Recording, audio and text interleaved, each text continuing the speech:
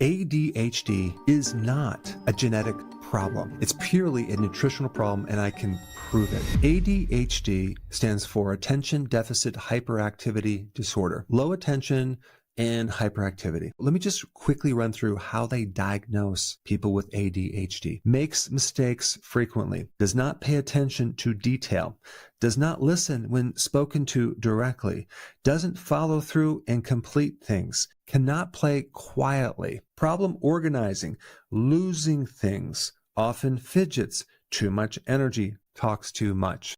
Most of these are normal childhood behavior. And all of these can be exaggerated when the child is eating poorly. The two medications that are used for this condition, Adderall and Ritalin, are basically a cash cow for big pharma. The definition of ADHD has been greatly expanded. They made it more diagnosable to put more people on medication. There's no objective testing that can be done. It's all subjective. And the way that they actually came up with this disorder is they got a bunch of psychiatrists in a room and they all voted on it. And that's how it became what it is. Talk about a severe lack of science. The drug companies do most of the studies. They create the pro-ADHD groups and organizations that support more diagnosis and more treatment. And by the way, the drug Adderall, which affects dopamine, is like one molecule off from crystal meth. But the problem is recently there was a whole meta-analysis that came out that showed that the effects of this drug in a double-blinded study after 36 months showed that any benefit from Adderall faded to zero, going back to the same symptoms they started with. Of course, if you put anyone on a drug like that, their performance is going to increase for a while until the drug wears off. But the problem is, what about the side effects, right? There's a lot of side effects. Aggressive behavior, dulls the mood. Why? Because it affects their neurotransmitters artificially. Now, I did look at what it said in Wikipedia about this condition as far as the cause, and there's a lot of data on genetics. And I looked at the actual genes that are supposed to be causing ADHD. They gave this impression that, it's genetic and you really can't do anything, so you might as well just take the medication and see if that can help. But lifestyle changes, food, deficiencies, stress, those are the things that cause these genes to act in a certain way. There is some known things about this condition. We do know that there's some metabolic problem with the prefrontal cortex of the brain. There are some metabolic changes, and I'm talking about the way that the brain metabolizes fuel. And this makes a lot of sense because if you start to starve the fuel of any part of the brain, it can start to overcompensate, and you can start having symptoms, lack of attention, hyperactivity. Now, on top of that, if you add other things like food dyes, artificial sweeteners, sugar, hidden sugar like starch, monosodium glutamate, all the things in junk food have a huge influence on someone's behavior. I guarantee you right now, if I ate these Pop-Tarts for breakfast, my behavior would be completely inappropriate. I would not be able to think properly, especially if I was going to school. It's going to affect my brain. So we have really two things going on. We have all the additives. Then we also have things that are missing over here that I'm going to talk about next. If we just take dopamine, for example, and we want to increase dopamine, which can help focus, and it can also help a person feel calm. And we look at the precursor, the amino acid L-tyrosine that turns in the dopamine. And even when I was in practice, I would give certain people who had this condition L-tyrosine, and they would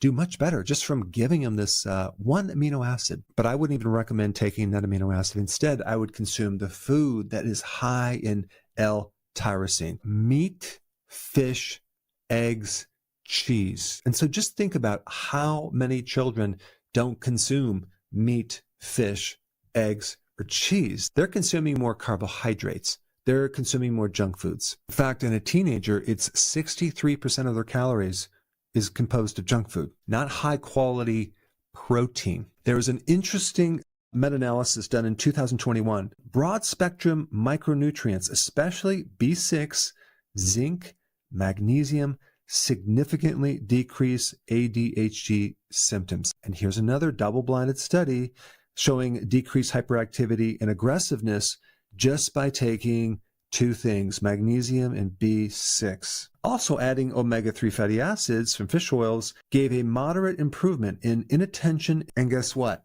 without any side effects. And hands down, the most overlooked nutrient, especially in psychiatric conditions, is vitamin B1, the natural version of B1, L-theanine, and it's from garlic. But B1 enables the brain to utilize fuel, especially glucose. If a child is consuming a lot of glucose in the form of refined carbohydrates and sugars like they are, what's going to happen is their brain, especially the frontal part that they need to focus and feel calm, it's not going to get fuel because the refined carbs are depleting vitamin B1. B1 is something your body needs to make acetylcholine, a very important neurotransmitter in cognitive function. I really believe, based on all of the evidence, that ADHD is a glucose metabolic dysfunction where that child has consumed way too many carbohydrates for way too long, depleting the micronutrients, creating these behavioral changes. I mean, if we just take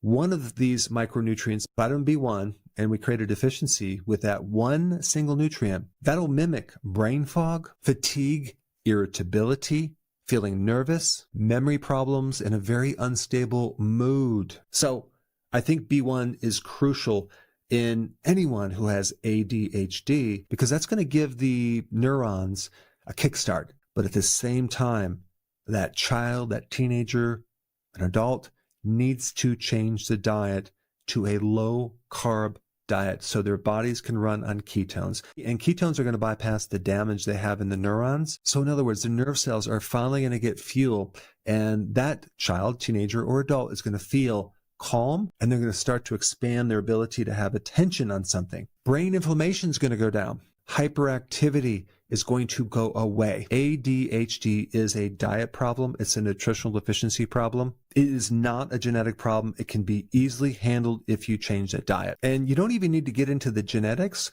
All you have to do is correct the diet, give the person the nutrition to create the control over those genes if there's potentially any genes really involved. So if you have any questions on the version of the ketogenic diet that you need to be on or your child needs to be on, I will put that link down below. And of course, you need to get rid of the junk food that has all the chemicals and the colorings, preservatives, and the refined carbohydrates for sure. So go ahead and try this and then come back to this video and report in the comments on how much better your child or yourself is doing.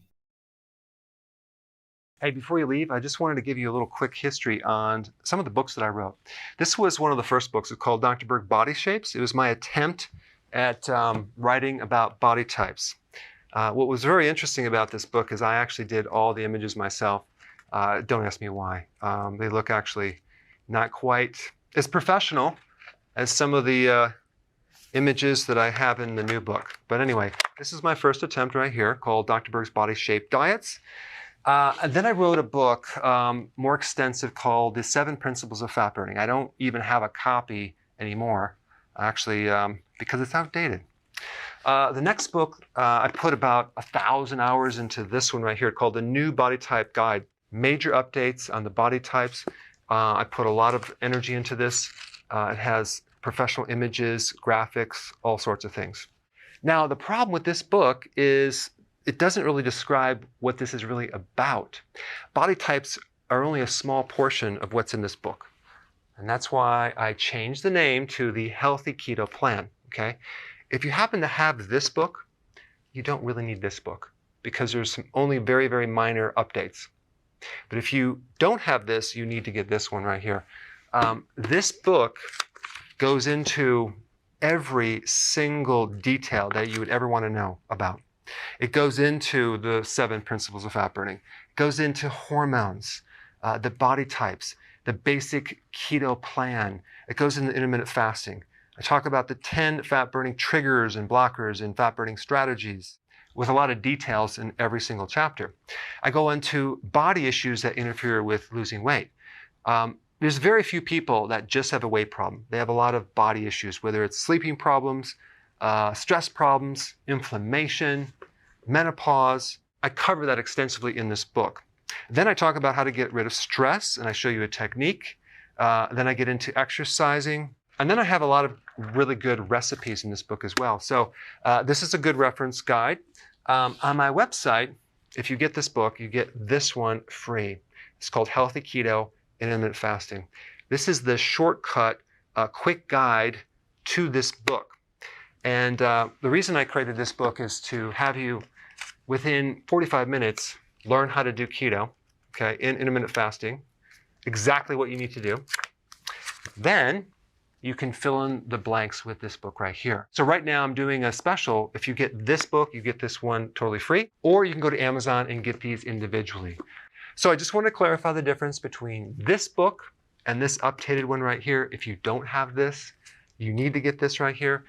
That way you can get the exact correct information to do it healthily.